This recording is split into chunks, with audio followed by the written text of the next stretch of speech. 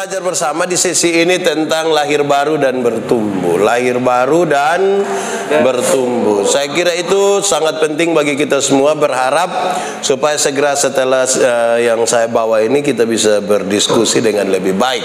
Karena itu di kesempatan ini saya akan menolong kita semua untuk memahami beberapa hal tentang lahir baru dan bertumbuh. Semoga ini akan memberkati kita semua. Pertama, menuju lahir baru dan bertumbuh. Menuju ke lahir baru dan bertumbuh, kita butuh untuk tahu beberapa catatan. Pertama, ini hanya kata-kata biasa, kata-kata bijak, supaya kamu bisa bikin status, supaya tandai semua orang di seluruh dunia dan alam semesta. 1, 2, 3 baca sama-sama. 3, 2, 1. Mereka yang lahir 2 kali akan mengalami sekali kematian, tetapi yang lahir sekali saja akan mengalami 2 kali kematian.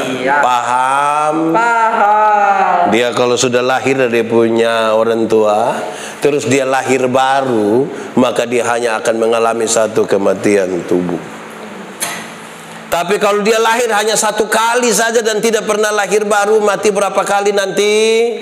2 kali. Sudah mati karena memang dia sudah harus mati, dan kemudian masuk neraka. Iya, Vingo Pertama. Kedua, sekarang pengetahuan dan pengalaman itu 2 hal yang berbeda sekali. Saya ulangi, pengetahuan dan pengalaman itu 2 hal yang berbeda. Ada orang mungkin dia bisa mengetahui banyak sekali hal, tetapi belum tentu dia berpengalaman untuk itu. Ada orang di sini, ada yang guru olahraga? Tidak ada. Vingo guru apa? Guru agama. Oh, guru agama. Kita bisa tahu semua hal tentang agama, tetapi belum tentu kita berpengalaman baik di situ untuk melakukan. Nanti sebentar hal-hal ini yang akan kita belajar di sekitar bertumbuh, lahir baru dan bertumbuh. Ketiga, kekristenan selalu membawa pesan bahwa setiap manusia itu berharga di hadapan Tuhan Allah. Setiap manusia itu berharga di hadapan Tuhan Allah. Supaya nanti kalau ada yang sudah sedikit putus asa dan kepingin bunuh diri, dia berhenti sudah untuk bawa parang kemana-mana. Bisa, Vingo? Bisa. Vingo pernah rencana bunuh diri? Belum pernah. Belum pernah. Jangan coba-coba rencana. Itu barang tidak baik. Menuju lahir baru dan bertumbuh. Pertama tadi, mereka yang lahir 2 kali akan mengalami sekali saja kematian. Pengetahuan dan pengalaman adalah 2 hal yang berbeda. Kekristenan selalu membawa pesan bahwa setiap manusia berharga di hadapan Tuhan Allah. Keempat, kekristenan memperkenalkan hubungan yang baru sebagai saudara yang kekasih, tetapi bukan menghapus status sosial. Kekristenan menawarkan begitu. Ada yang kepala sekolah, ya dia tetap kepala sekolah. Ada yang hanya security, dia tetap di situ, tidak apa-apa. Masing-masing dengan status masing-masing. Tetapi kekristenan memperkenalkan hubungan baru sebagai saudara yang kekasih. Nanti sebentar sudah lihat, ketika orang mengatakan dia lahir baru, dia tahu dia itu siapa, tetapi bisa menerima orang lain juga secara baik. Sebab kadang-kadang orang merasa lahir baru, tapi aduh susah. Ada banyak hamba Tuhan tuh kalau turun pelayanan, dia bawa memang dia punya air dari Jakarta, sampai tidak bisa minum yang ada di Oekam. Nah, itu juga masalah tuh. Tapi baiklah, nanti kita lihat lebih jauh di situ.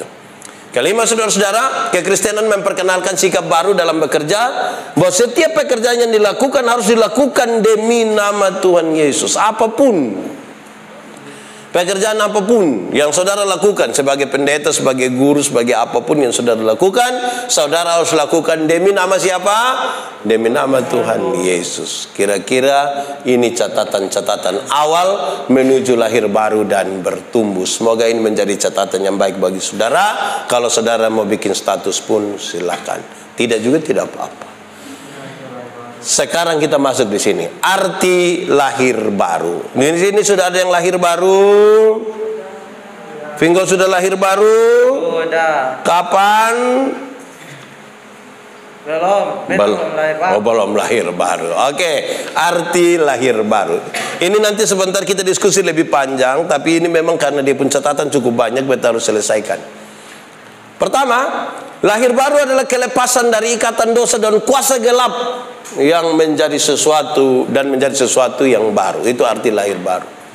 Lahir baru sangat berkaitan dengan kelepasan dari ikatan dosa dan kuasa gelap. Dan kita menjadi sesuatu yang baru. Sehingga mestinya seseorang yang sudah menyebut dirinya sebagai yang lahir baru, dia tidak terikat lagi pada ikatan dosa. Mestinya dia sudah terlepas. Ada orang menikmati dengan baik dia punya kehidupan dalam dosa. Sepertinya kalau dia tidak melakukan itu, dia tuh rasa-rasanya kezumo mati.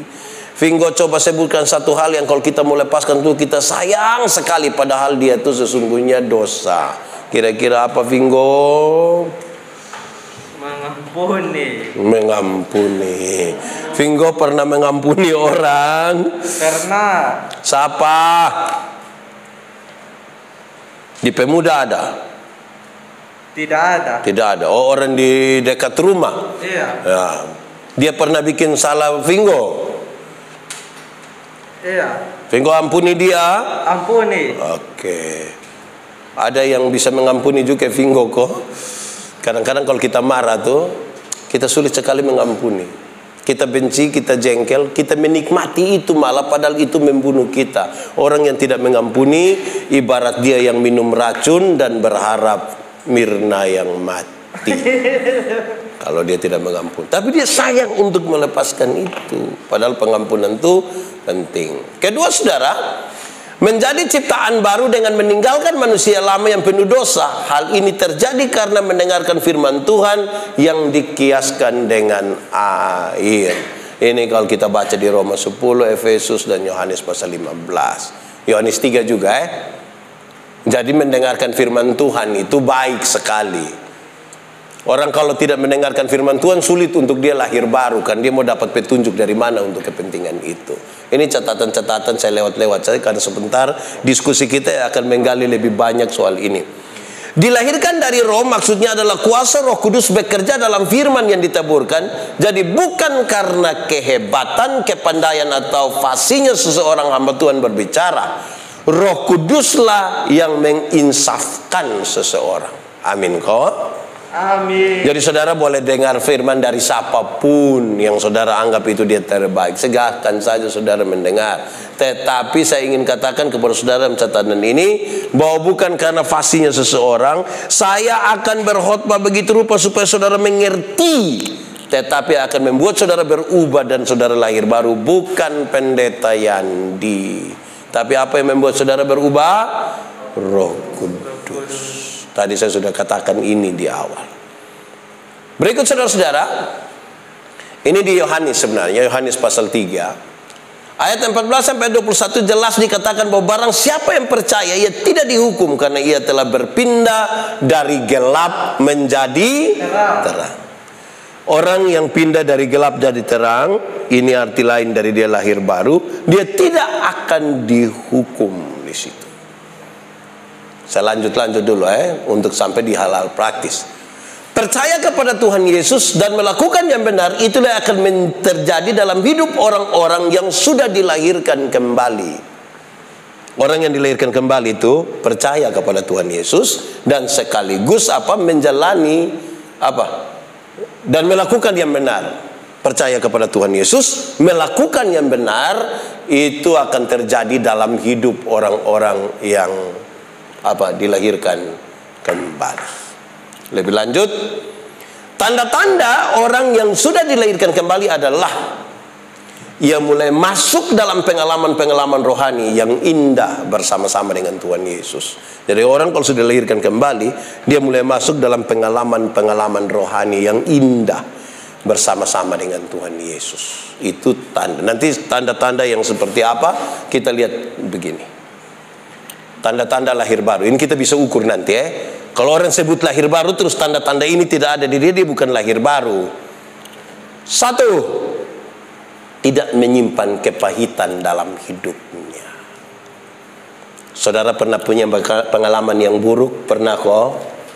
Saudara simpan sampai hari ini? Saudara benci orang-orang tertentu?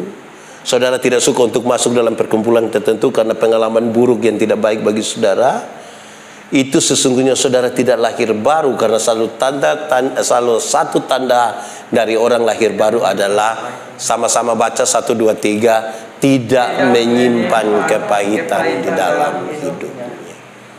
Orang kalau menyimpan kepahitan dalam hidupnya itu dia susah sekali. Kain, kenapa mukamu muram dan hatimu panas? Dosa di depan pintu dan sangat menggoda engkau, tapi engkau harus berkuasa atas dosa itu. Kain tidak sanggup berkuasa atas dosa itu. Dia bunuh adiknya siapa? Habel. Makanya Habel belum masuk. Kemungkinan dia sudah kena bunuh. Kain membunuh adiknya Habel. Lalu Tuhan bilang begini, Kain dengar, tanah yang engkau usahakan itu tidak akan membawa hasil yang baik. Hati panas, muka muram, berkat jauh. Jadi kalau orang punya hati panas, muka muram, berkat jauh, dia hanya isi kepahitan. Kepahitan itu kalau ada di dalam kita punya hidup itu, dia akan terpancar di kita punya muka.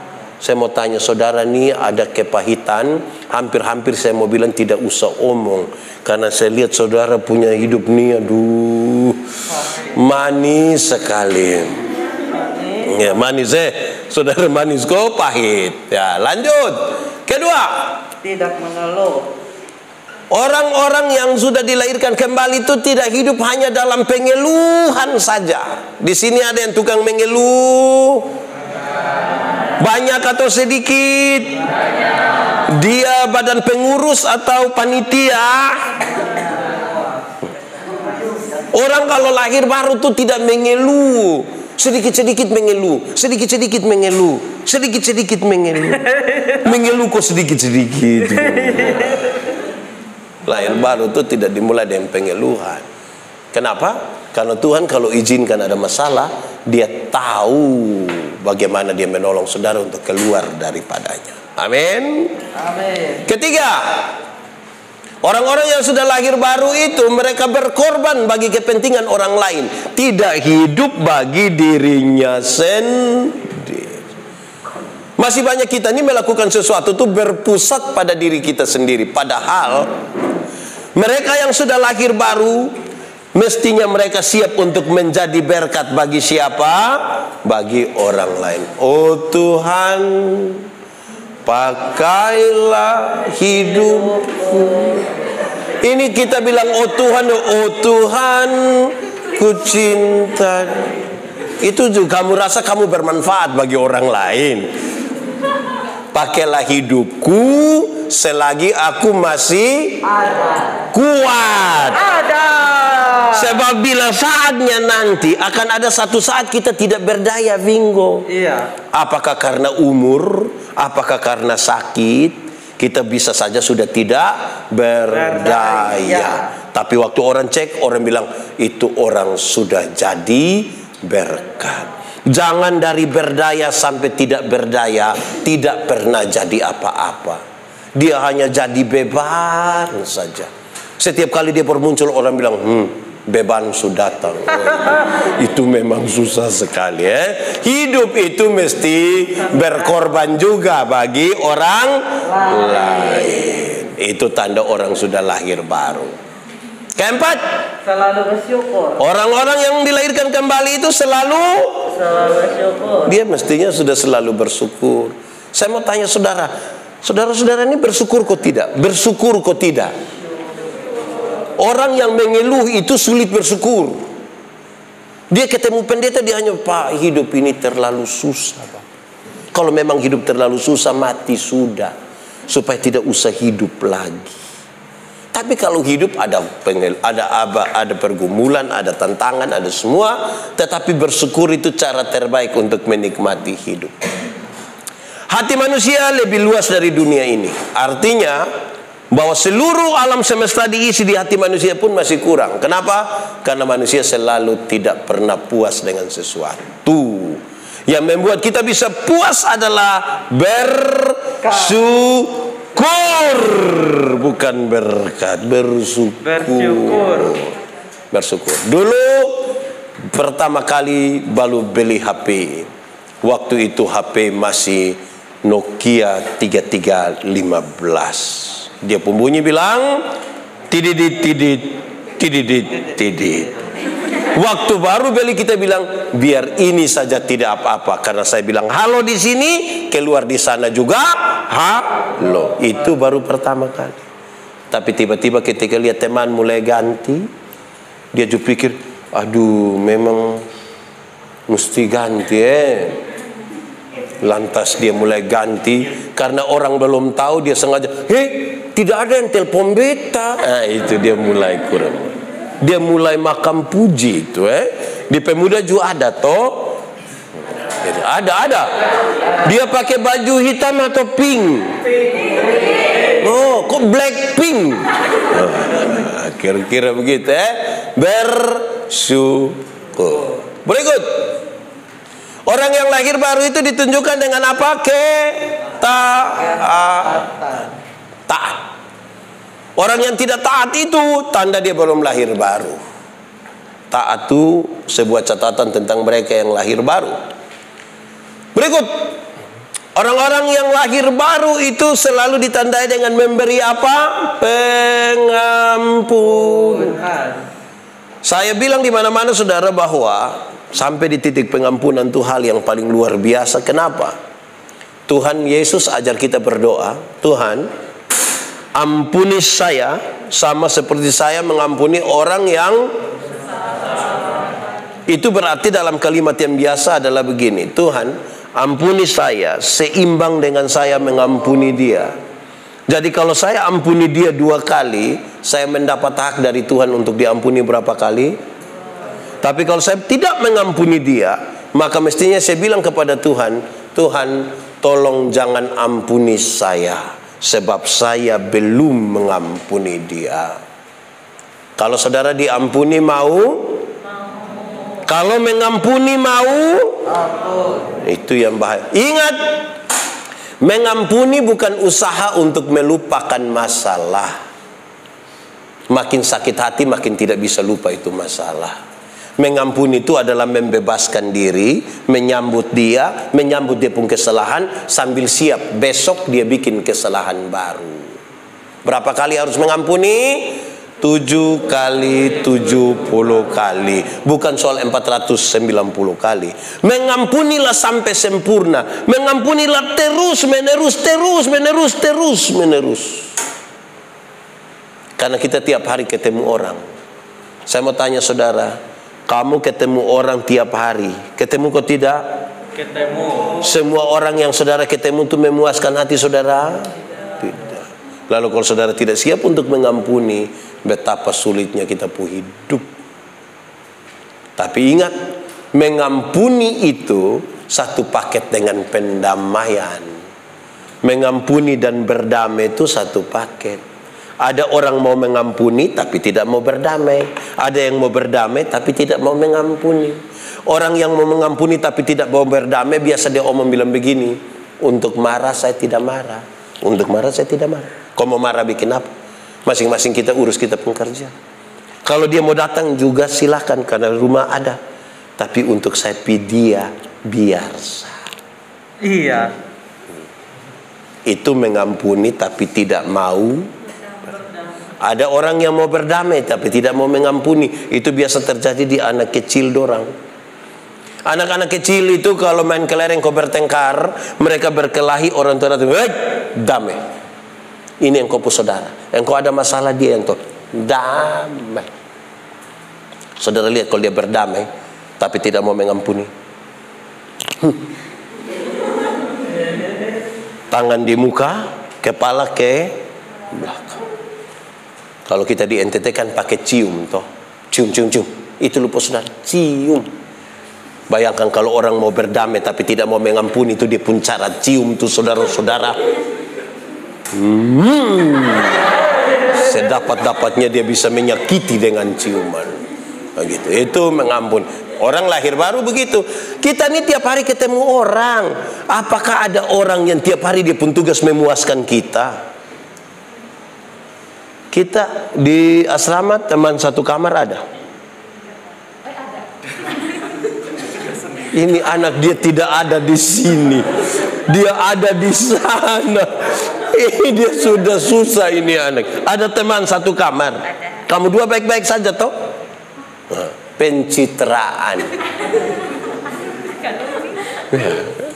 Ada teman satu kamar? Tidak ada. Oh, anak naik koten. Ada harus. Kita tinggal sama-sama nih. Belum tentu itu orang pun tugas tiap hari kas puas kita. Kadang-kadang kas menyala lampu di kamar saja tidak kas menyala. Kita yang pusing. Kas mati juga tidak. Kita dalam hati manusia.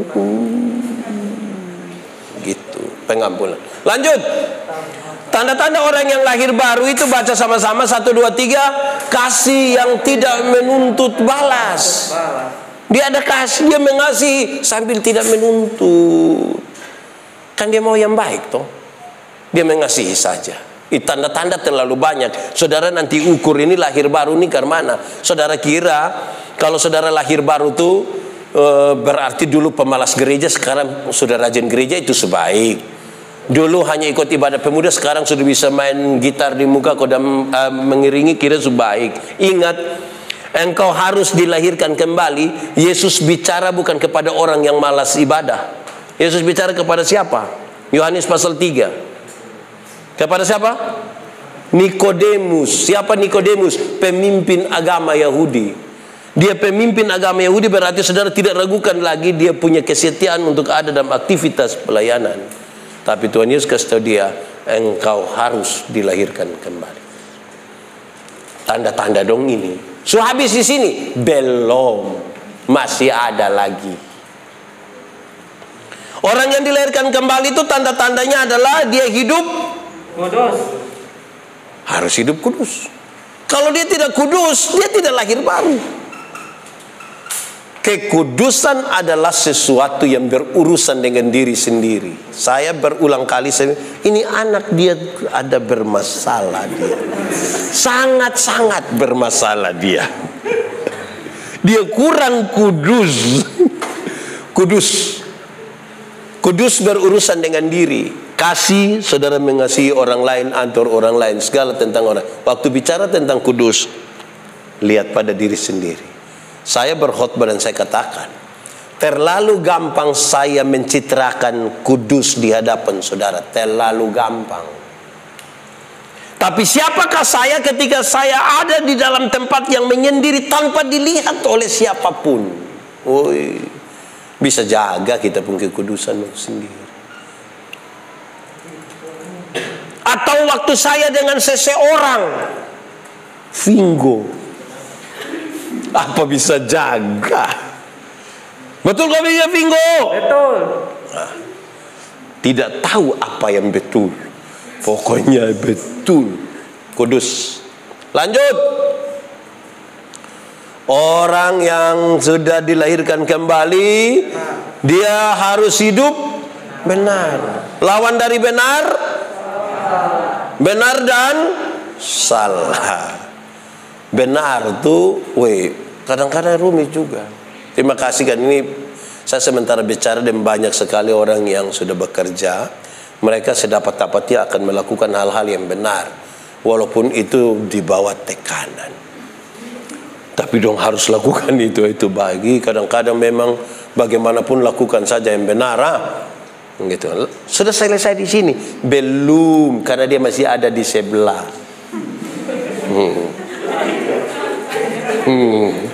Kok kita bisa ukur sebentar kita berapa lama? Kan saudara mau lahir baru. Supaya sebentar kita tidak menunjuk ini orang lahir baru kok belum. Mari saudara lihat. Nanti kenapa saya kasih tahu tanda-tanda ini? Sebentar saudara lihat di akhir tuh kira-kira, oh ternyata kita ukuran kita begini. Kita ini terlalu banyak menilai orang lain sambil lupa lihat diri sendiri. Orang yang lahir baru hidupnya apa? Adil. Keadilan. Saya taruh dekat benar ini, atau saya sebut sebagai kebenaran. Kenapa? Karena keadilan dan kebenaran adalah dua hal yang seperti satu mata uang dengan dua sisi. Di mana ada kebenaran, di situ mesti ada keadilan. Di mana keadilan ada, di situ mesti ada kebenaran. Kenapa keadilan diperlukan? Keadilan diperlukan supaya semua tuduhan yang dituduhkan kepadamu menjadi palsu. Maksudnya begini, keadilan itu bukan sekedar berbagi sama, bukan. Saya mau kasih tahu kira-kira begini, tuduhan-tuduhan menjadi palsu. Saya punya bapak, saya sebut bapak kandung. Saya punya istri, punya papa, saya sebut bapak dari Winlasi. Bapak mantu dari Winlasi. Ulang. Saya punya bapak, saya pun bapak, saya sebut bapak. Saya punya istri pun bapak, saya sebut bapak mantu dari Winlasi. Sekarang saudara bisa nikah dengan siapa saja, tapi bapak mantu pasti orang Winlasi. Ya, kalau saya ambil uang 100.000, saya kasih di saya pun bapak mantu, adil. Kalau saya ambil 100.000, saya kasih di saya pun bapak mantu. Oh iya, kalau suka bapak kandung 100.000, saya kasih saya pun bapak mantu 100.000. Supaya waktu saya kasih saya pun bapak kandung 100.000, saya punya istri lihat saya, dia bilang, "Papa nih ambil uang kasih lu pun bapak sah." Tanpa saya menjawab, dia punya istri, dia punya bapak yang akan bilang, "Jangan marah engkau pu suami, karena dia juga kasih saya 100.000. Tuduhan menjadi palsu. Keadilan dibutuhkan supaya apa? Tuduhan menjadi palsu. Jadi kalau engkau menuntut hak, laksanakan juga, itu adil. Menuntut hak harus dengan melaksanakan kewajiban, itu adil. Atau keadilan yang berikutnya adalah, kalau engkau berdoa dan minta berkat-berkat jasmani, jangan lupa minta juga berkat-berkat.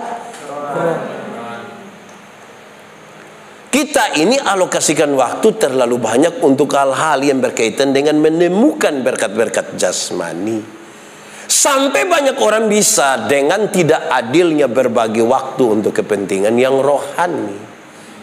Padahal semua yang jasmani terbatas adanya. Saya suka pakai contoh begini. Kalau kita umur 50 tahun, cantik atau tidak cantik sudah tidak penting lagi. Karena tidak bisa disembunyikan lagi di balik lipstik dan bedak. Waktu umur macam-macam begini nih yang kamu kelihatan cantik sekali, kinclong gitu kan. Nanti sudah 50 tahun, Anda mulai akan merasa bahwa ini sudah mulai meleleh. Dia turun sampai. Saya suka bilang, jangan percaya kalau nanti ada yang bilang-bilang, "Tanta, umur berapa?"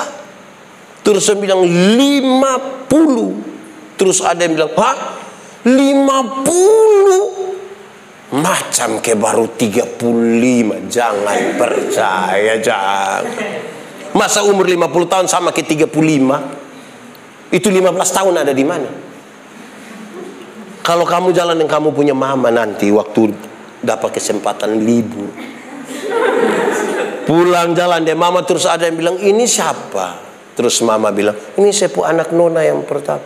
Ada yang bilang, "Anak nona macam kakak adik saja." Bilang mama bilang, jangan percaya.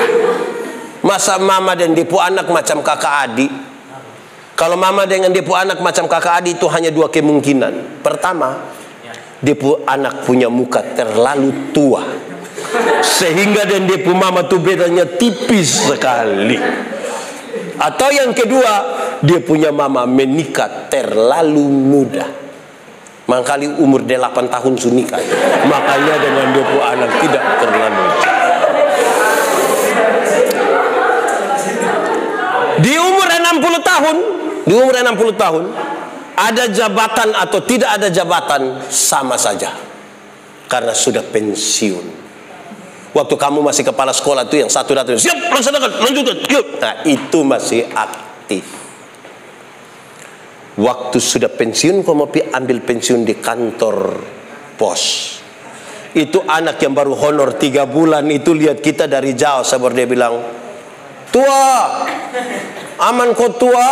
Wih, itu kita kayak mau cek ke dia. Nah, begitu. Di umur 70 tahun,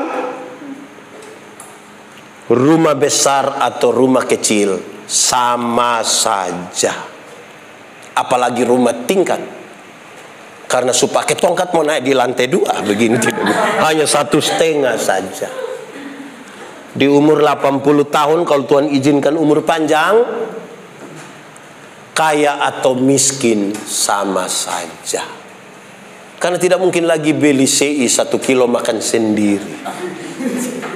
Gigi sudah tidak ada, asam urat, kolesterol. Itu makan tuh susah pakai mall sadim. Kumpul cucu lari-lari begini terus kita senang-senang lihat cucu yang paling besar bilang, "Opa mau makan apa nak kakak bagi?" Opa hanya bilang, "Jangan." Opa makan bubur saja. Semua yang kita cari kalau tidak adil, aduh, yang jasmani itu terbatas semua. Jangan lupa yang rohani. Lewat orang-orang yang lahir baru itu dia tunjukkan dengan apa? Setia.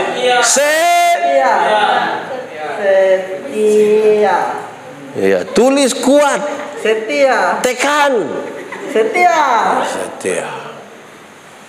Setia. Ini setia semua kok? Ya. Mantap. Setia punya teman namanya Sevia.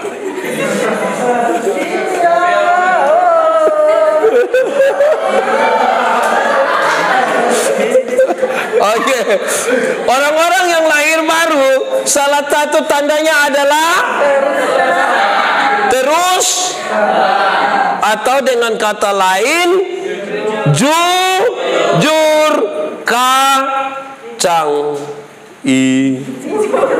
bubur. Ini jujur semua kok?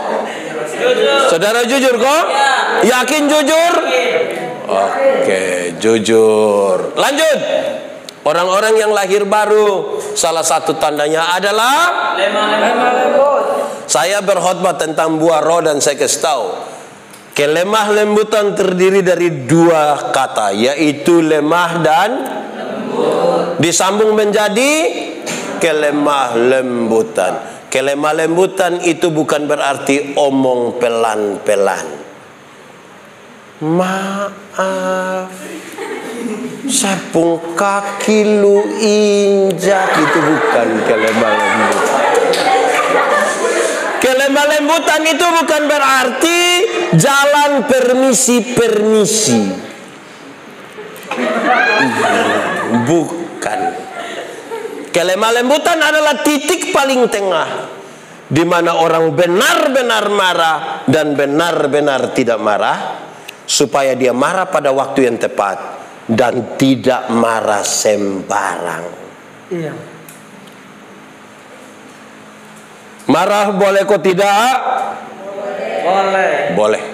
Tapi marah mesti proporsional. Kalau dia malas, Vinggo malas, iya, memang malas. Iya. Itu kalau kita marah dia pun malas saja. Jangan marah dia pun orang. Kalau dia tidak jujur, kita marah dia pun tidak jujur. Jangan marah dia pun orang. Kalau tidak, kok saudara sulit membangun relasi. Harusnya kalau Vinggo orang yang malas, saya bilang, Vinggo minta maaf, saya tidak suka lu pun malas itu. Alkitab bilang, untuk menegur kesalahanmu, aku tidak harus menjadi musuhmu. Saya tidak suka lu pemalas. Yang engkau saya suka. Bayangkan kalau orang malas datang, dia bilang, "Selom Bapak," dia bilang, lu pemana kok saya tidak suka lu pemalas.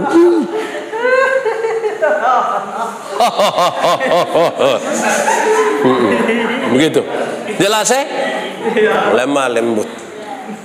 Lebih lanjut, orang-orang yang lahir baru ditunjukkan dengan rendah hati. Rendah hati itu beda dengan rendah diri. Kita lebih banyak rendah hati atau rendah diri? Hati. Rendah hati.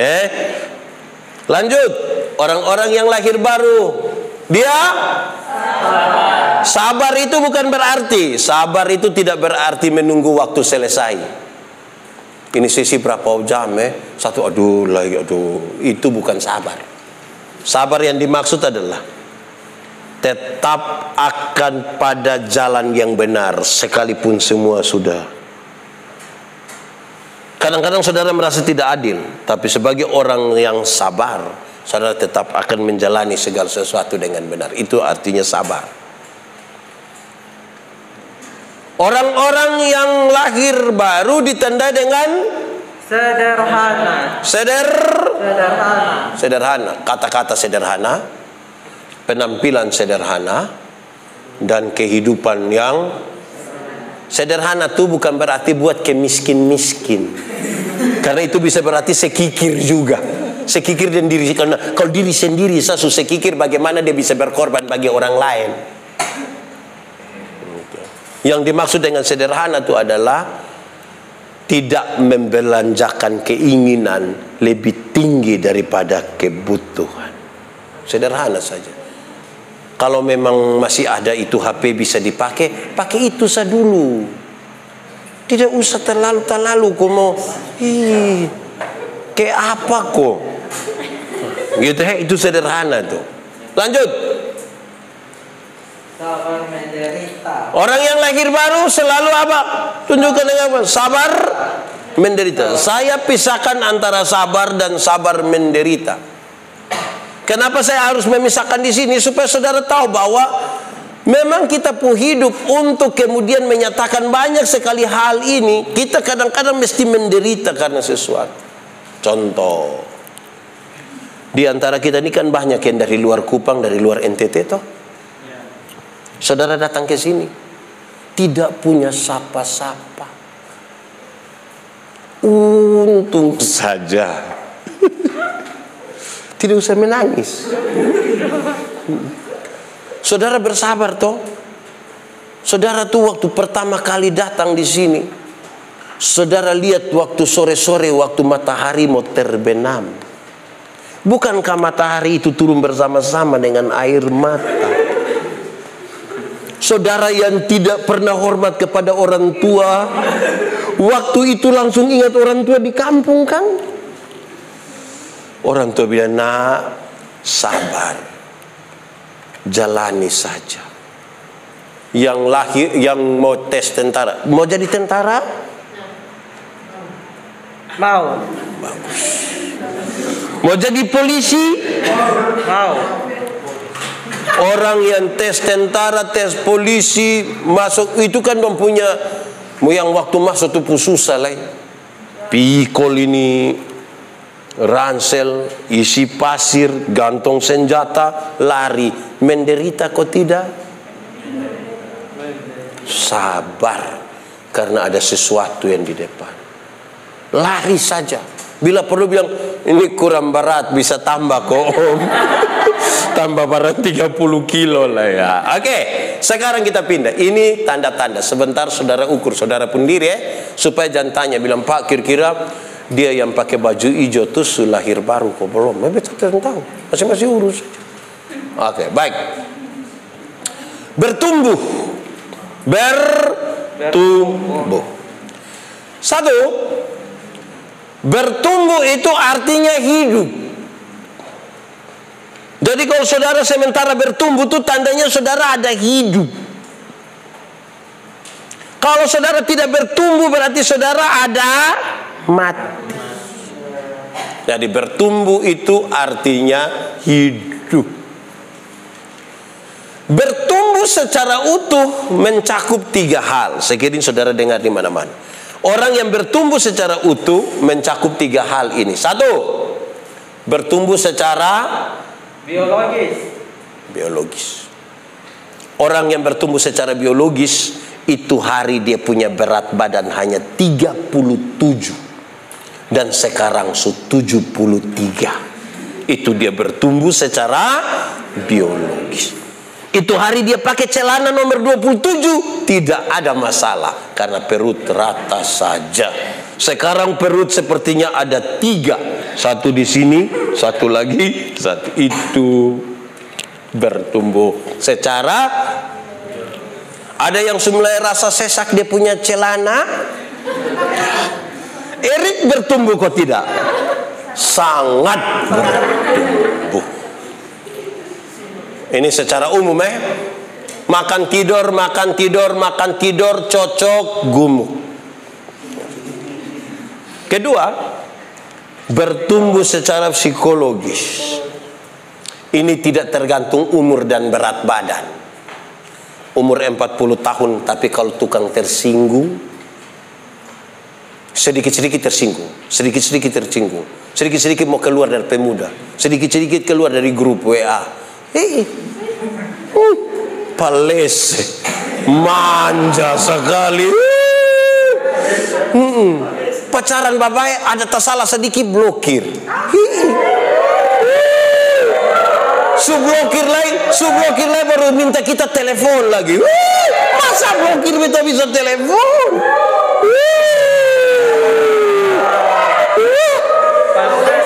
Ada di pemuda nih ada yang begitu. Dia ada di sini. Coba tunjuk.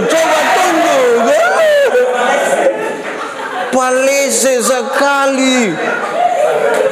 Itu jadi psikologi harus bertumbuh juga. Ketiga, bertumbuh secara iman.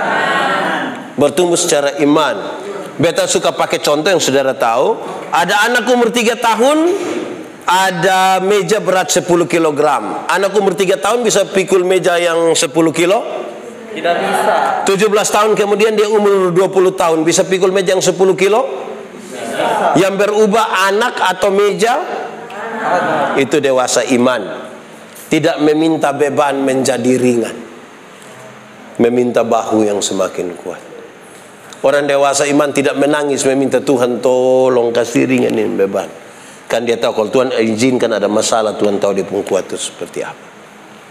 Karena itu orang dewasa iman tidak akan pernah meminta orang lain berubah.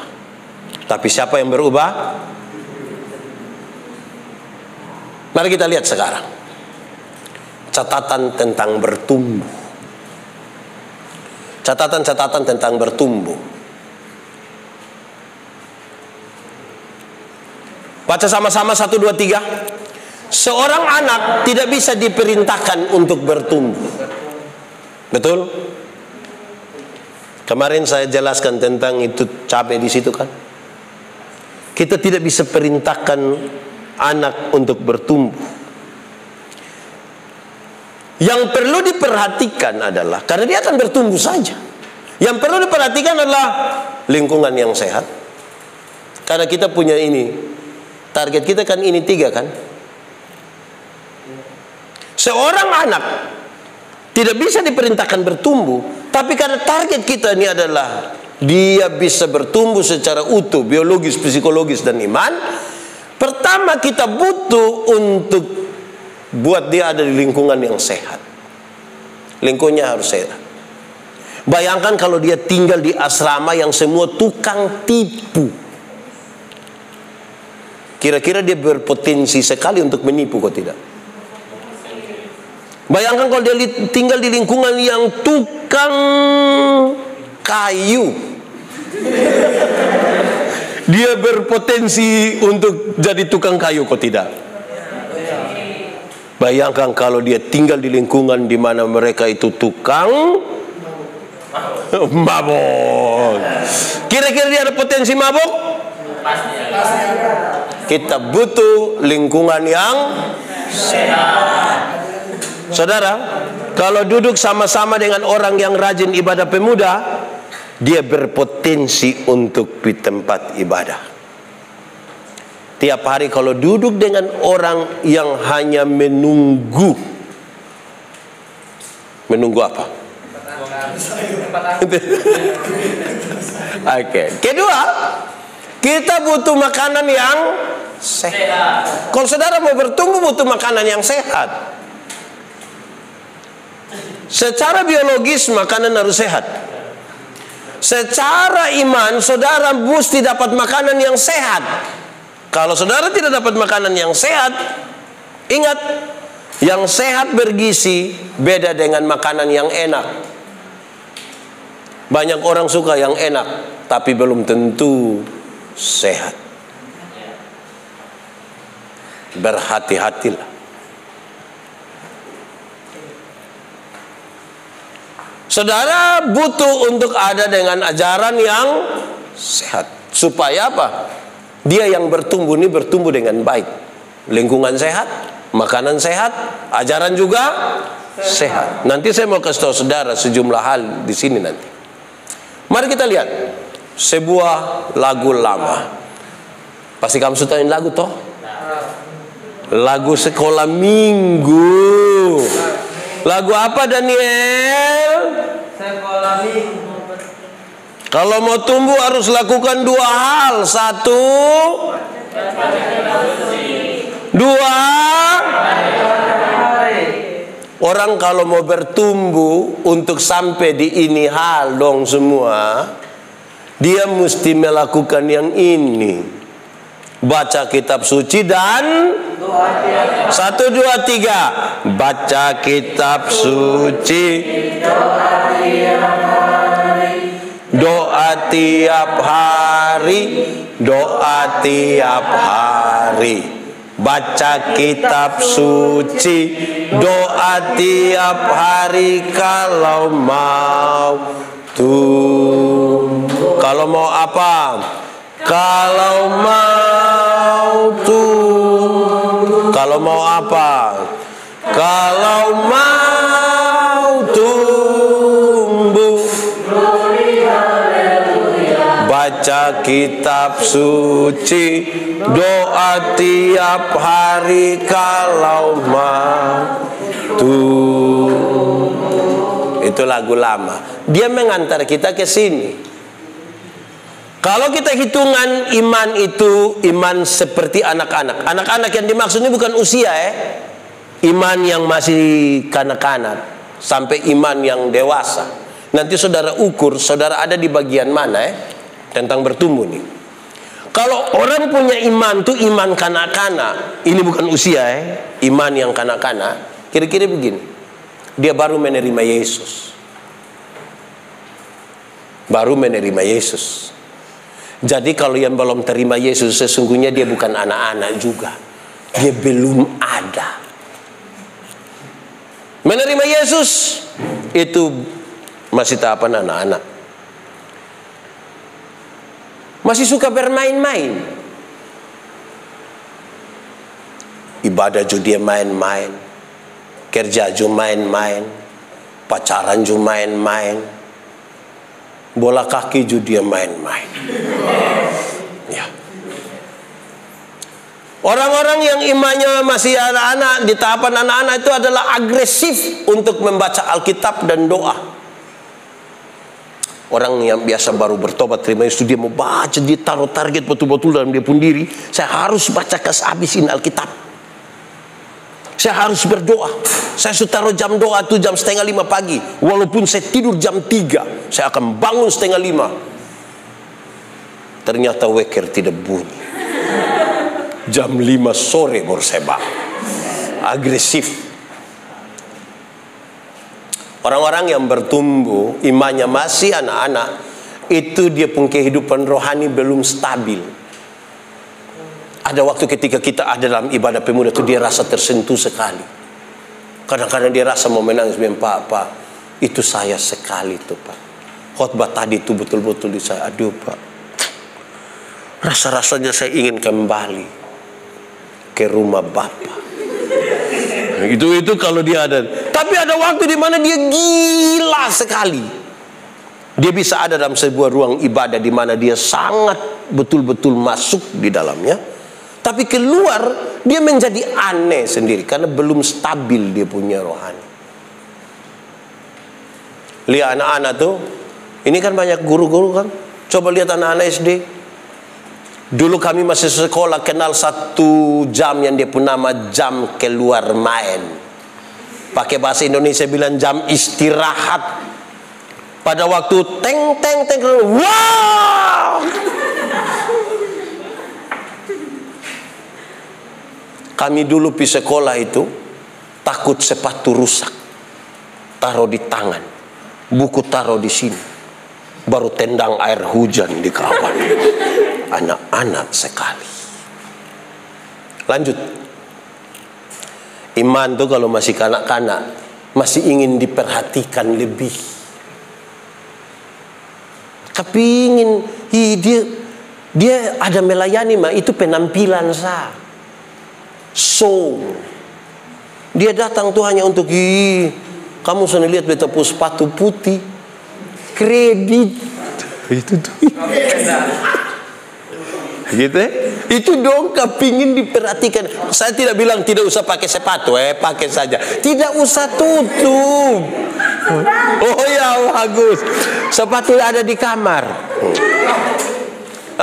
Jadi kalau saudara lihat dalam pelayanan, dalam lingkungan kita pemuda, ada yang kepingin diperhatikan lebih apa tuh?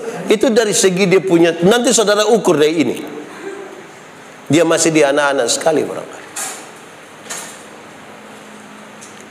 Selanjutnya, kalau dia masih iman kanak-kanak, makanan rohaninya masih susu. Belum bisa menerima yang keras. Baru ada sedikit perbedaan pendapat saja dia sudah gelisah sekali. Anak-anak kecil tuh kalau dapat makanan yang keras tuh aduh menangislah. Kepingin memenang. Saya punya anak dong itu kalau mereka bertengkar tuh kan dia cepat-cepat bapak lihat itu menangis adalah jalan keluar. Anak-anak imannya masih anak-anak. Saudara lihat, orang-orang yang dia punya iman itu masih taraf anak-anak itu mudah undur dari Tuhan. Jika mengalami gesekan dengan sesama saudaranya dia mondor. Baru ada hal sedikit di pemuda dia sudah tidak mau ikut lagi. Ya sudahlah, sudah biar kamu pergi sah. Kami yang urus Indonesia, kami yang dapat baju, semua baju ukuran XL. Kamu dapat saja, saya tidak usah dapat. Itu orang-orang yang dia punya kehidupan rohani, dia punya iman tuh masih tahapan anak-anak. Mari kita lihat dia naik sedikit. Kalau dia bertumbuh imannya di tahap remaja. Kalau ini iman sudah naik di sini berarti dia sudah. Kalau kita pakai kategori remaja. Di kategori remaja, kehidupan rohaninya semakin stabil. Harusnya semakin stabil. Ada keinginan untuk lebih banyak mengenal Allah dan bertumbuh di dalamnya. Keinginan, kalau orang yang dia punya iman makin tinggi, dia pun keinginan untuk mengenal Allah tuh makin besar. Biasanya kejatuhannya terjadi jika berhubungan dengan kehidupan lamanya atau karakternya yang negatif. Orang yang kalau dia punya kehidupan iman itu ada di tahapan dalam tanda petik remaja, jangan selalu kasih ingat dia pada kehidupan lamanya atau hal-hal yang menyangkut dengan karakter. Saya pakai kata karakter ini begini. Cara berpikir membentuk tindakan, tindakan membentuk kebiasaan, kebiasaan membentuk budaya, budaya membentuk karakter. Saudara lihat kalau yang Vingo suka main game? Tidak.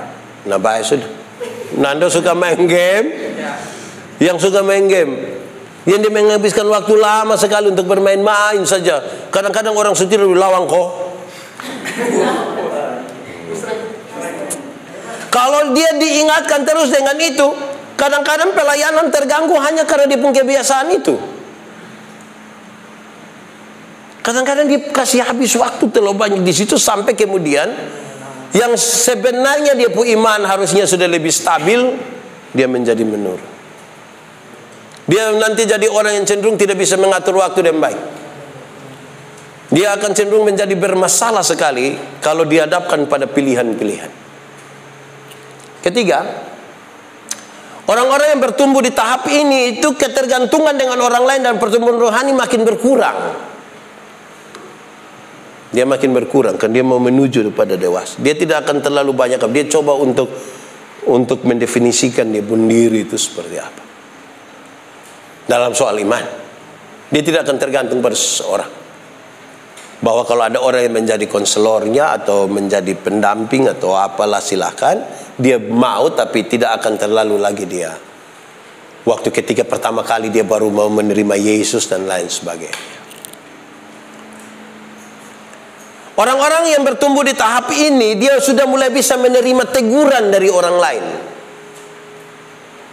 Dia pun ngerasa tersinggung dong, mulai agak hilang-hilang sedikit. Kadang-kadang orang tidak tegur dia, dia bilang, "Pak Ketua Pemuda, tolong tegur saya dong, tolong." Kenapa harus tegur lu? "Pak, ini sombong, jalan tidak pernah tegur saya." Oh, salah ya, di pemagaya salah. Oh iya, kira-kira gitu ya. Jadi dia, kalau ada kesalahan, dia siap untuk ditegur. Berikut, sifatnya mulai memberontak karena sudah mulai merasa tahu banyak. Padahal tahu saya potong ini. Tapi dia merasa mulai tahu banyak. Tetapi sebenarnya apa yang diketahui baru sekedar paham dan belum dipraktekkan. Teorinya banyak sekali. Orang-orang yang buat tahu-tahu sepotong itu yang paling bikin susah di dunia. Orang tuh kalau dipintar betul atau bodoh betul, itu gampang diatur. Tapi yang tahu-tahu sepotong itu bermasalah. Orang kalau di kota betul dan di kampung betul, gampang diatur. Tapi yang sulit mendefinisikan, saya ini kota kok kampung. Nah itu kita pusing dengan dia. Lanjut. Kalau orang bertumbuh iman di tahap ini, tahap pemuda. Tahap pemuda. Pengaruh kehidupan rohaninya mulai sampai di kepala. Saudara paham apa yang maksud saya ketika dia sampai di kepala? Mulai bisa menganalisa, mulai bisa berpikir. Kehidupan rohani kuat, berakar kuat, firman Tuhan menjadi kuat. Harusnya kalau dari kategori saudara pemuda, saudara mestinya sudah di sini, kategori ini. Harusnya. Tapi kategori pemuda belum tentu imannya seperti ini. Orang-orang yang ada di sini, pengenalan akan Tuhan sudah semakin mandiri. Semakin mandiri. Orang-orang yang ada di tahap ini, imannya taat, setia, penyangkalan diri dan pikul salib menjadi sebuah kesadaran baginya untuk mau bertumbuh. Taat, setia, menyangkal diri, pikul salib menjadi sebuah kesadaran baginya. Dia bilang, memang namanya ini kita pun tanggung jawab. Kita harus laksanakan. Harus. Orang-orang yang ada tapi ini rela untuk melakukan hal-hal yang dikehendaki Tuhan. Sekalipun itu membuat dirinya sakit. Sakit. Untuk Tuhan pun baik. Untuk Tuhan pun mau. Dulu, Aldi sudah tidak ada Dulu beta paling suka minta Aldi menyanyi itu lagu, bilang, "Suka-sukamu Tuhan, suka-sukamu Tuhan." Itu dia pun pertama bilang apa? Itu Aldi menyanyi pakai begini nanti. Pertama dia pun lagu bilang begini. Apa? Lagu "Suka-sukamu Tuhan" pertama ke mana? Yang BTS nyanyi itu? Bukan. Apa lagi pertama? "Sekarang hidupku telah ditebus." Apa? "Oleh kuasa darah yang kudus." Apa lagi? "Diriku lagi." Berikut. Apapun yang dan kau lakukan. Nah, dia pun terakhir begini, "Asalkan Tuhanku senang, semua kurelakan, namamu dimulia." Asalkan Tuhan senang, semua kurelakan, padahal sakit. Tapi nama Tuhan dipermuliakan. Kalau sudah paham itu baru boleh menyanyi, "Suka-sukamu Tuhan." Ini tidak paham ini, tapi oke, semuanya tangan di atas, kita berdandut bagi Tuhan. Pas mau sampai di sini, aduh, beta belum rela. Suka-sukamu Tuhan tuh harus sampai di puncak dulu. Asalkan Tuhanku senang, semua kurelakan, namamu dimuliakan.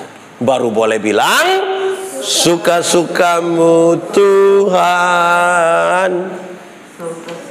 Sudah. Yang berikut, orang-orang di tahap ini dia menjadi saksi. Saudara pernah mendengar kata menjadi? Pernah? Berarti ini saudara baru pertama kali mendengar. Kata apa? Menjadi. Saudara tahu arti kata menjadi? Betul sekali. Menjadi artinya menjadi. Kosakata kita hari ini sudah 2. Kosakata yang pertama adalah apa? Bertekun, yang artinya bertekun. Dan kosakata yang kedua menjadi, artinya menjadi. Saudara terlalu dahsyat.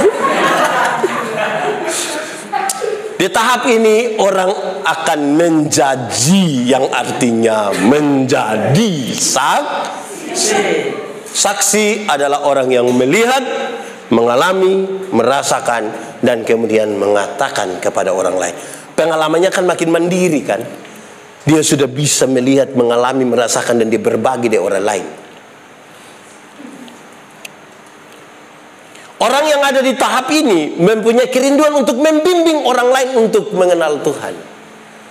Mestinya kalau kamu punya pacar itu dia pemalas gereja, kamu yang bimbing. Setiap kali dia datang dia menyanyi, bimbinglah daku.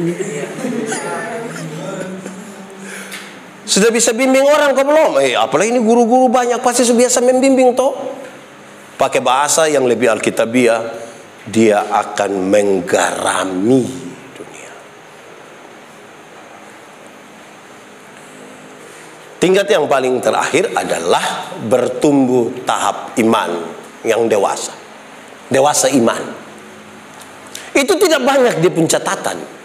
Saudara lihat, waktu anak-anak pun catatan banyak, remaja banyak, pemuda dia makin sedikit, dan waktu dewasa sudah jauh lebih sedikit. Hanya 2. Pertama, melakukan perubahan dalam diri, itu tanda dewasa. Yang kedua, disiplin. Hanya 2 Pak. Isinya keseluruhan. Untuk menjadi disiplin ini saudara bukan sekedar saudara tahu, bukan sekedar sebuah kewajiban. Dia masuk betul-betul sampai di dalam hati, di dalam hidup kita. Pertumbuhan sekarang itu harus seperti apa? Saya mau kasih saudara, orang yang mendua hati hidupnya tidak akan pernah tenang. Tidak akan. Alkitab bilang begitu. Orang tua dulu bilang, di satu waktu yang sama, orang buru rusa 2 ekor sekaligus, dua-dua tidak bisa dapat. Dia harus ambil keputusan, buru yang mana? Yang jantan atau yang betina? Jantan. Kan itu rusa dua-dua jantan. Jantan.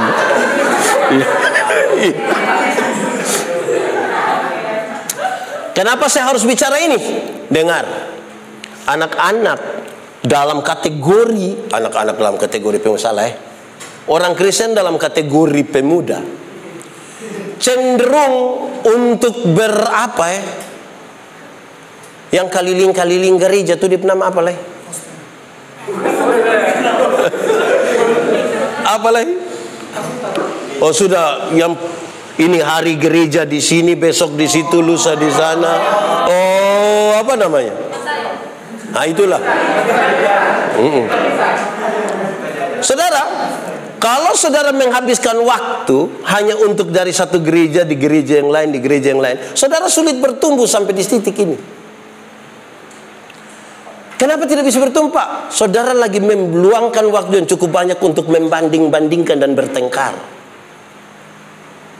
Nanti masih di sekitar soal baptisan lah, masih di sekitar soal musik lah, masih di sekitar soal-soal yang begitu dong. Kapan saudara bertumbuh? Padahal untuk sampai di sini saudara harus makan buang yang ini semua nih.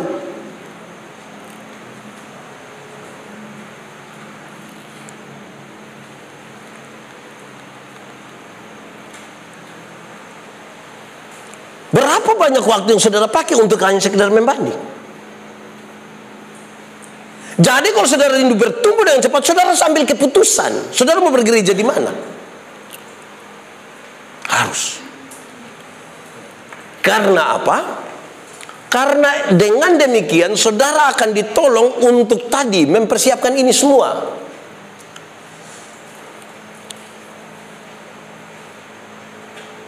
Tunggu ini.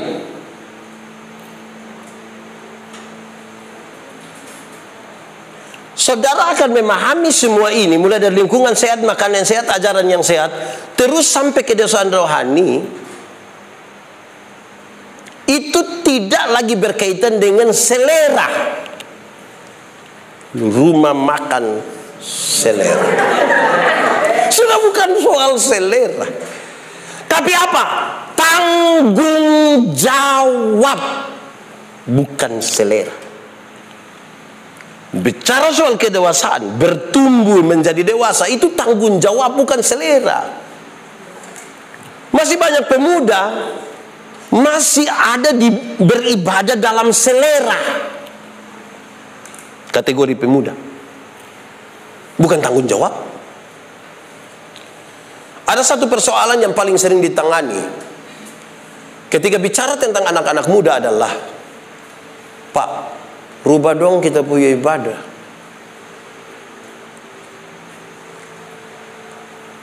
Rubah seperti apa? Oh, harus musiknya kayak begini, semua kayak begini, semua kayak begini, seterusnya. Lalu pendasarannya di mana? Oh, orang menyembah Tuhan dalam roh dan kebenaran itu mesti begitu, Pak. Oh, tidak. Saudara mesti tahu, walaupun tidak tertulis ini, saya ingin menyampaikan sedikit. Kita diskusi sedikit, ya, tidak apa-apa. Bahan ini penting. Menyembah Tuhan dalam roh dan kebenaran itu harus ada 3 pokok utama. 3 pokok utama dalam menyembah Tuhan dalam roh dan kebenaran. Pertama, tidak di sini.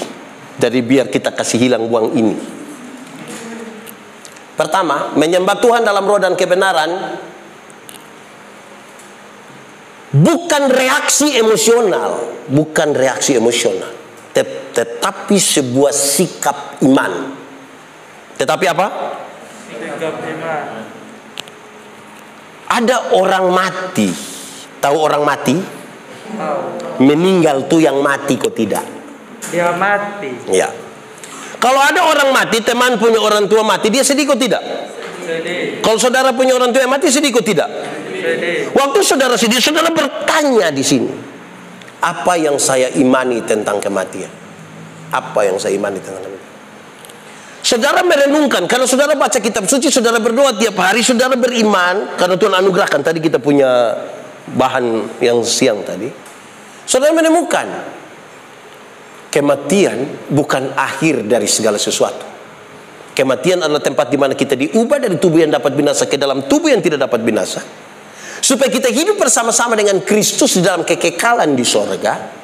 Berdasarkan keyakinan iman itu kita menyanyi, sabar dalam susah sukarmu, sabar Tuhan ada sertamu, sabar, sabar, beri kuat padamu. Realistis terhadap sebuah persoalan, tetapi menanganinya dengan keyakinan iman. Itu sikap iman. Orang yang bereaksi emosional, kalau ada orang tua meninggal, dia datang, tagal dia tahu menyanyi ketuto, dia minta untuk bawa satu lagu, dia akan mulai begini. Di dalam doamu kau sebut nama. Baru begitu seorang di interlude-nya kasih kesempatan anak kecil satu baca puisi dengan judul Ditinggal Ayah. Sedih kok tidak? Semua orang menangis. Baru itu dia bilang begini, semua menangis. Kalau Anda hanya ingin menangis, cukup nonton film Korea. Iya. Kenapa ini hal penting? Karena saudara punya masalah kok tidak? Tidak usah om. Saya lihat ini muka masalah semua. Supaya ketika berjumpa dengan masalah, saudara bertanya tentang hal ini, apa yang saya imani. Jadi kita memilih lagu bukan karena selera di lidah. Masih banyak kita kan pakai selera. Ku yakin kau hadir. Kenapa harus ini lagu? Lagu enak pak, enak. Nah, pilih berdasarkan enak. Saudara, saya berapa serius ke hal ini? Terlampau serius. Saya tegur satu WL liturgos ketika kami KKR di Alor, perbatasan Alor Tengah Selatan dan Alor Selatan. Karena dia calon pendeta, saya butuh untuk ajar dia. Kami 2 malam KKR. Malam pertama, pas mau masuk hari kedua, saya bilang dia, besok engkau berhenti. Sebentar, malam engkau berhenti ucap itu kalimat yang tadi malam itu. Berhenti ucap. Dia bilang, yang mana Bapak? Masa kami memulai ibadah, dia bilang begini. Saudara-saudara, mari semua kita siapkan hati kita mau menyembah Tuhan dalam roh dan kebenaran. Bebaskan hidup kita. Kasih lepas semua. Yang datang dengan persoalan, kasih tinggal semua di luar. Kita mau datang kepada Tuhan. Saya bilang, hai, orang datang bawa masalah. Lu suruh ke tinggal masalah di luar. Dia masuk, dia habis-habisan dalam ibadah. Keluar, dia ambil kembali dia punya masalah. Dia bawa pulang di rumah. Itu yang engkau mau. Justru kalau datang kepada Tuhan, datang bawa masalah. Kalau kita tidak bawa masalah kepada Tuhan, kita bawa pi mana, Vingo? Bawa pi luar. Jelas yang saya maksud. Jadi jangan asal omong. Suruh orang bebaskan. Padahal kita masih tinggal di dunia. Di dunia ada masalah yang perlu disikapi secara iman. Makanya harus ambil keputusan. Saudara ingin beribadah dan bertumbuh di mana? Tempatnya, ajarannya, semua harus sehat bagi saudara. Harus sehat supaya bertumbuh. Kalau saudara hanya ada di sini, di situ, di sini, di situ, saudara hanya membanding-bandingkan. Saudara menghabiskan waktu berdebat. Padahal iman tidak bertumbuh dari perdebatan. Pengalaman dengan Tuhan. Makanya kalau ada masalah bertanya apa yang saya imani. Saya sujengkel. Ya kira-kira gitu ya. Itu pertama, menyembah Tuhan dalam roh dan kebenaran bukan reaksi emosional, tapi apa? Sikap iman. Kedua, menyembah Tuhan dalam roh dan kebenaran. Kepuasan manusia tidak boleh lebih tinggi dari kemuliaan Allah. Kepuasan manusia tidak boleh lebih tinggi dari kemuliaan Allah. Saya khotbah habis, saudara mau puas, kok tidak puas tidak penting. Tahun depan saudara mau undang saya lagi, kok tidak penting. Yang lebih penting adalah kemuliaan Allah dinyatakan. Bagi orang yang suka judi, kalau saudara tegur dia, stop berjudi, dia senang, dia puas? Tidak puas, tidak penting kan? Kemuliaan Allah lebih penting. Di kalangan orang-orang muda, banyak yang beribadah mencari kepuasan dan bukan kemuliaan. Kapan bertumbuhnya? Kapan bertumbuhnya? Padahal manusia selalu tidak akan puas dengan banyak hal. Menyembah Tuhan dalam roh dan kebenaran. Saudara pulang baca Bapak Yohanes pasal 4. Ketika Yesus berjumpa dengan perempuan Samaria itu di sumur Yakub. Itu kalimat yang diucapkan tentang menyembah roh dan kebenaran. Ini perempuan bilang, nenek moyang kami menyembah Tuhan di gunung Gerisim. Tapi kamu menyembah Tuhan di Yerusalem karena ada bait Allah.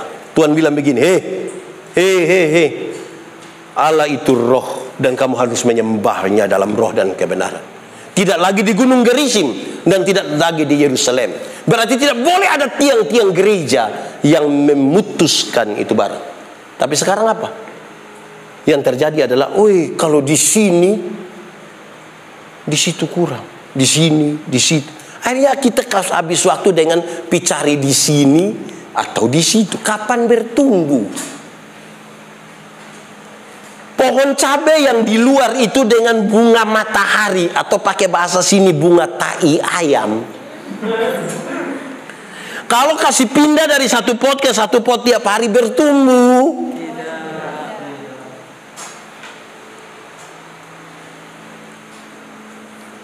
Menyembah Tuhan dalam roh dan kebenaran. Kepuasan manusia tidak boleh lebih tinggi dari kemuliaan Allah. Saya melayani di satu gereja. Pas saya khotbah habis, ada satu ibu datang dengan Pak Pendeta. Khotbah tadi. Saya bilang, kok memang saya nah. Jadi ibu bilang begini, coba saya pun pendeta dong. Dia bilang, apa mama? Coba mama omong ulang apa? Ibu ini baru ketemu saya satu hari, yang ini khotbah juga saya ulang-ulang. Tapi langsung ibu bilang ini pendeta, yang ini dong tidak baik semua. Padahal ibu tidak tahu, waktu ibu belum bangun tidur itu pendeta ada berdoa ke ibu, ibu tidak tahu. Ibu mungkin makan tidak berdoa, itu pendeta ada berdoa ke ibu waktu ibu tidak berdoa. Tapi waktu ibu berketemu saya, ibu langsung bilang, itu pendeta. Dia bilang, tidak bapak saya pun, maksud apa? Saya pimpin satu ibadah tutup kunci tahun. Pas habis, dia bilang, Pak Pendeta, kita foto-foto dulu ya, kita foto-foto. Oke. Foto habis, dia bilang, Pak Pendeta, kami nanti akan undang bapak lagi. Kami akan undang bapak. Tapi oke. Kasih tahu saya jauh-jauh hari kan saya punya jadwal yang cukup padat dan saya harus dari satu tempat ke tempat yang lain. Dia bilang, iya bapak, biar kok kami ketawa-ketawa. Saya bilang, kenapa? Coba ibu omong ulang, Ibu kalau mau ketawa-ketawa tidak usah undang saya, undang Sule. Iya. Saya boleh menggumuli khotbah ini setengah mati berhari-hari hanya untuk ibu tertawa-tertawa. Ibu lagi sakit. Dia bilang, tidak bapak saya pun, maksud apa? Saya dengar langsung ibu ngomong ini. Saya pun istri bilang saya, bapak pikir bapak khotbah bagus. Mama diundang kan. Mama bilang, coba cek semua orang yang undang bapak. Jangan sampai dong pidong hanya untuk ketawa-ketawa. Dong pikir papa Sule. Coba cek nanti dong bilang begini, lu rugi tidak pi Pak Pendeta Yandi yang khotbah. Kok? Iya. Dia bilang apa? Tahu? Pokoknya kita senang kita. Wah. Banyak orang beribadat cari kepuasan bukan cari kemuliaan.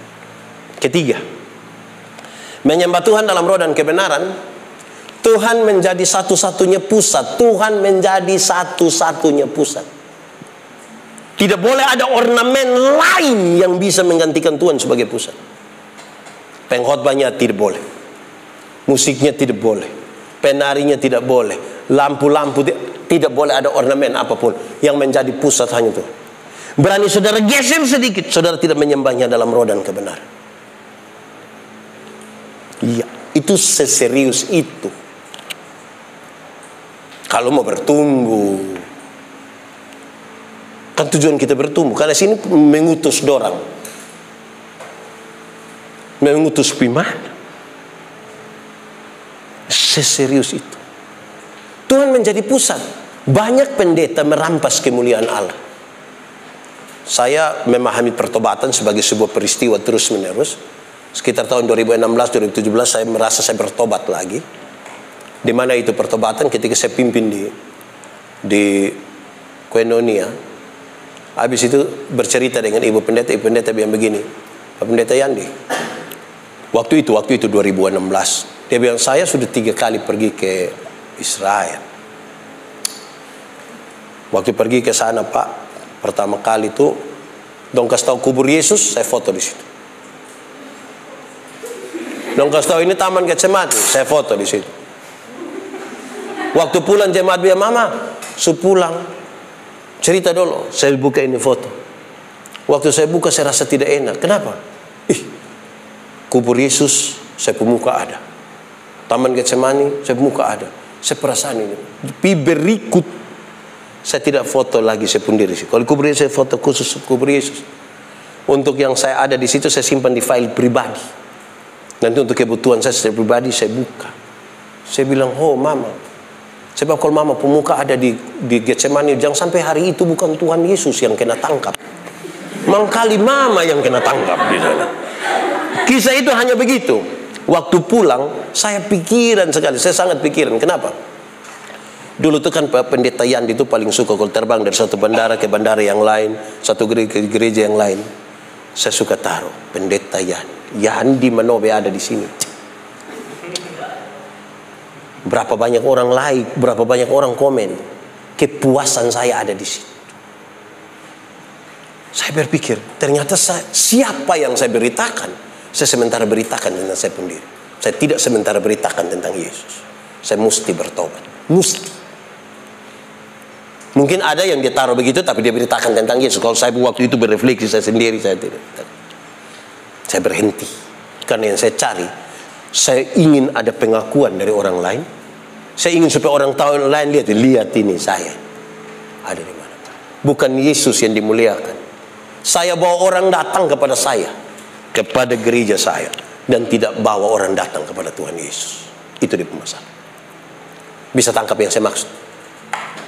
Kalau saudara pegang ini 4 kurang 1, berarti 3 hal ini. Saudara ada di Poso, datang gereja karena tugas saudara ada di Kupang, saudara ada di Agape, saudara ada dalam 3 hal ini, saudara tidak ada masalah di situ. Tidak ada sama sekali. Besok-besok ada teman dari gereja Pentakosta bilang, Kak, ibadah sama-sama di saya pun gereja. Oke, kita pergi, tidak apa-apa. Tapi saya kuat di sini karena saya tempat bertumbuh di sini. Tapi kalau Kak masih mencari-cari, Kak menjadi rumit untuk bertumbuh. Kalau ku cari damai, hanya ku dapat dalam Yesus. Stop di situ, saudara dengarin kalimat. Berbahagialah mereka yang membawa damai, bukan yang mencari. Kalau Subawa dia mau cari bikin apa? Saudara lihat kalau orang mencari, sebentar pulang ke kamar, lupa HP di sini, datang cari kok tidak? Kenapa tidak kasih tinggal saja supaya orang di sini dapat? Waktu saudara baru kepingin mencari sesuatu yang hilang, saudara pun tingkah laku tuh, gerak badan saja tuh terbaca. Saudara datang, Kak, kenapa kok Kak? Dah lihat saya punya HP. Kak lupa di sini, tidak di Kupang. Lalu kenapa carinya di sini? Kita tidak aman di satu tempat, tidak aman karena kita lagi mencari. Tapi kalau saudara pulang ada bawa HP, masih datang cari. Kalau saudara masuk di sini bawa HP masih cari, datang bilang.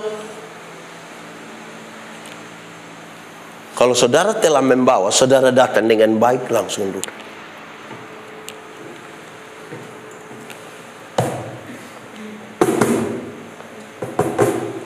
Itu kan cukup di situ. Kita sepakat berapa orang bertanya.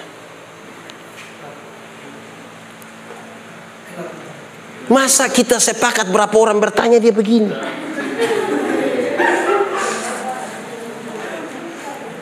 Berapa orang silakan? Itu catatan penting. Saudara, saya minggu muli bahan ini secara baik karena saya berbicara tentang bertumbuh. Silakan. Doni. Satu lagi. Satu laki-laki, satu perempuan, dan satu lagi laki-laki. Silakan, Don. Pak, saya mau tanya yang berkaitan dengan tanda lahir baru. Kan tadi Pak Bapak kasih setidaknya ciri-ciri begitu lah. Ya. Ada kalau orang ini udah lahir baru atau belum. Ya. Nah, maksudnya kan ketika kita lahir baru, bertobat untuk berbalik kepada orang yang baru itu, mungkin kita masih bisa jatuh ke dalam dosa. Ya. Nah, kalau misalkan di beberapa hal kita masih belum bisa untuk fully Ya. melakukan itu, apakah memang kita belum lahir baru? Oke. Itu pertanyaan yang baik. Pak, kita kan lahir baru, ada tanda-tanda yang menyertai. Kita ada lahir baru dan tanda-tanda ini ada nih. Di mana ini tanda-tanda dong ini? Ya ini. Ada tanda-tanda ini kan? Tapi Pak, kita ini kan manusia, masih ada kemungkinan jatuh. Apakah itu tanda bahwa kita belum lahir baru? Tidak. Penjelasannya ada di sini. Penjelasannya sangat berkaitan dengan begini. Lahir baru bukan peristiwa satu hari. Bukan peristiwa satu hari. Kelahiran baru itu kelahiran terus menerus. Di mana ada kadang-kadang kita terasa kan kita masih hidup di dunia. Tapi lahir baru tadi berkaitan bahwa saya tidak akan memberi diri saya ini kepada dosa. Tidak. Karena saya telah dipegang oleh Tuhan Yesus. Tadi ilustrasi yang ada di Nando. Ada godaan di mana kita mau jatuh ke situ, tapi saya harus meyakinkan diri saya lebih di situ dan meminta Tuhan memegang saya. Bukan karena ketika kita tiba-tiba menunjukkan tidak sabar, lantas tiba-tiba kita langsung, saya kalau begitu saya belum mulai. Bukan. Lahir baru selalu mulai dari cara berpikir kita yang baru. Cara berpikir. Saya tidak lagi hidup. Kan begini, ada orang yang katakanlah dia jujur, terus terang, tapi dengan cara berpikir yang lama. Orang jujur dengan cara berpikir yang telah dilahirkan kembali, dia akan lebih, bayangkan ya, kita mau jujur nih, ada satu anak ikut ibadah main-main sah. Sebagai teman yang kepingin jujur, kita bilang, lu tidak boleh begitu, lu harus jujur ke tidak? Jujur, iya kan? Itu lama bereaksi secara cepat untuk kasih tahu. Orang yang lahir baru, dia akan jujur juga, tapi dia pun cara lebih berhikmat dari itu. Sebab dia pun maksud tegur supaya satu jam buat ada kegaduhan di dalam apa, tapi justru dia sendiri membuat kegaduhan baru di situ. Kita bisa bedakan, sama-sama jujur, tapi dengan dua cara berpikir yang berbeda. Ada waktu di mana kita seperti mau jatuh, tapi kan Tuhan pegang kita. Tapi kalimat kuncinya ada pada lahir baru berkaitan dengan peristiwa terus menerus. Kalau kita kaitkan dengan Roh Kudus, Roh Kudus selalu begini. Kenapa kita dimeteraikan dalam nama Roh Kudus? Penjelasannya adalah kepada kita diberi hidup baru tiap-tiap hari. Tiap-tiap hari. Dari satu hari ke satu hari, dari satu hari ke satu hari, supaya kita menjadi sempurna seperti Kristus. Amin. Yang perempuan silakan. Belum. Perempuan dulu. Baru habis itu seorang yang laki-laki. Perempuan ada? Silakan.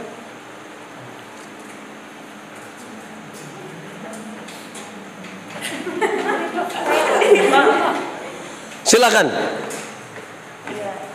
Padahal kalau dia tidak minta, saya akan tunjuk dia. Iya, makanya saya sudah tanya. Oh, oke, silakan. Bagaimana?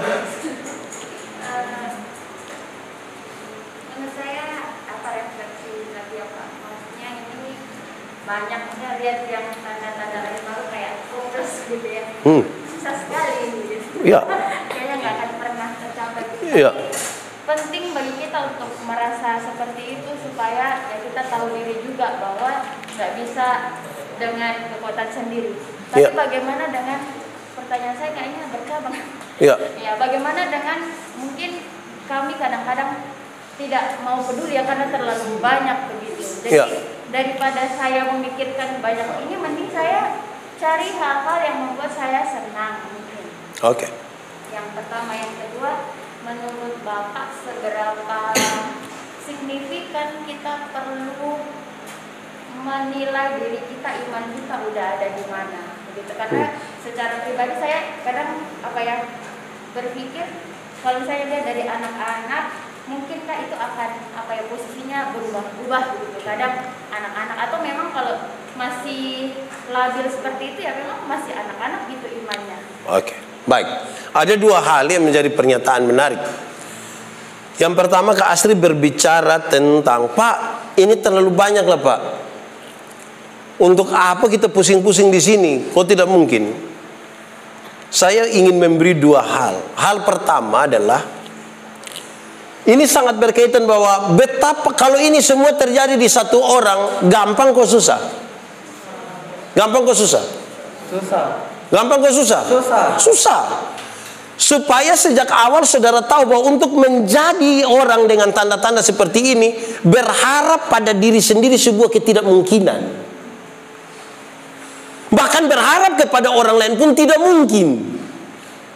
Saudara butuh Roh Kudus di sini, karena engkau dilahirkan dengan tanda-tanda tadi, Roh Kudus.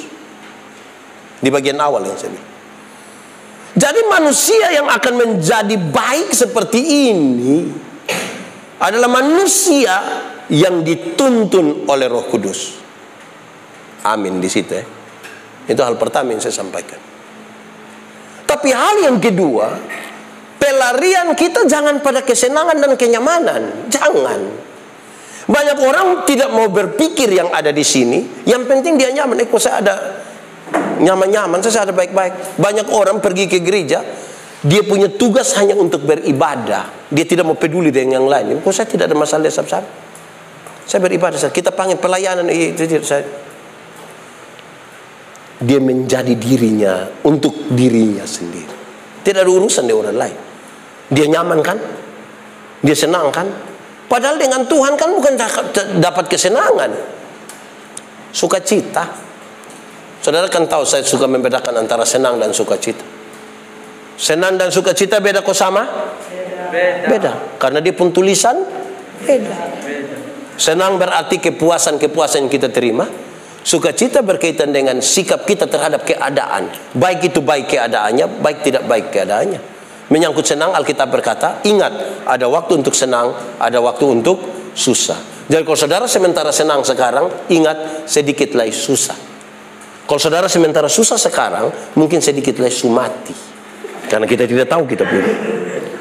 Tetapi menyangkut sukacita, Alkitab berkata, bersukacitalah senantiasa.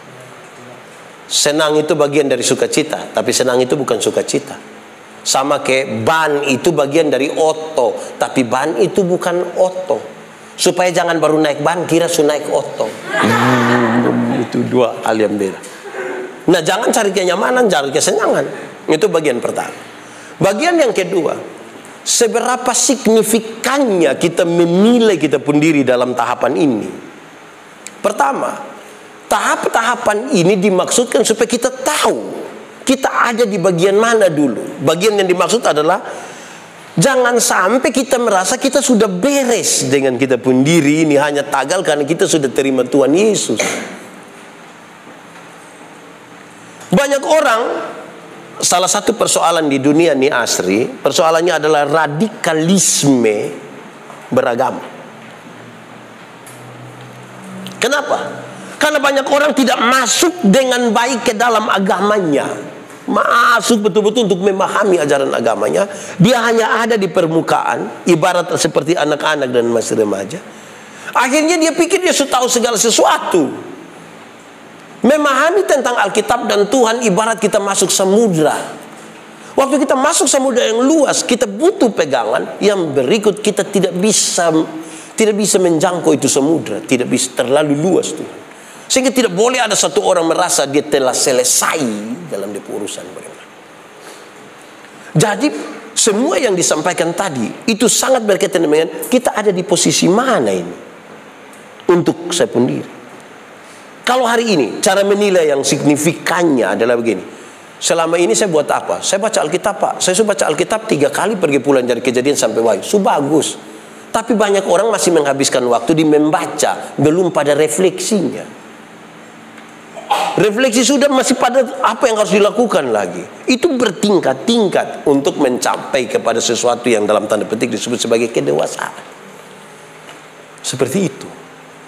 Banyak orang kan beta bicara Alkitab dengan satu orang tua. Dia bilang, hei anak, engkau sekolah teologi. Saya begini-begini baca Alkitab 5 kali. Beta senyum, dia marah. Senyumnya apa? Beta heran, baik. Sebaca Alkitab 5 kali, saya masih sombong begini. Harusnya kalau 5 kali baca Alkitab sudah rendah hati. Ini kalau 5 kali baca Alkitab masih sombong begini. Apa artinya baca Alkitab? Ada banyak orang yang menghafal ayat-ayat khusus dalam Alkitab. Kita omong apa semua dia tahu habis. Tapi coba lihat dia hidup. Alkitab kan bukan sekedar hafalan. Kehidupan. Penilaian di situ. Sekali lagi, kekristenan bukan agama. Kekristenan nilai. Bisa dulu. Terakhir, karena kita butuh makan malam. Kalau kita tidak makan malam, kita tidak bisa dewasa secara biologis.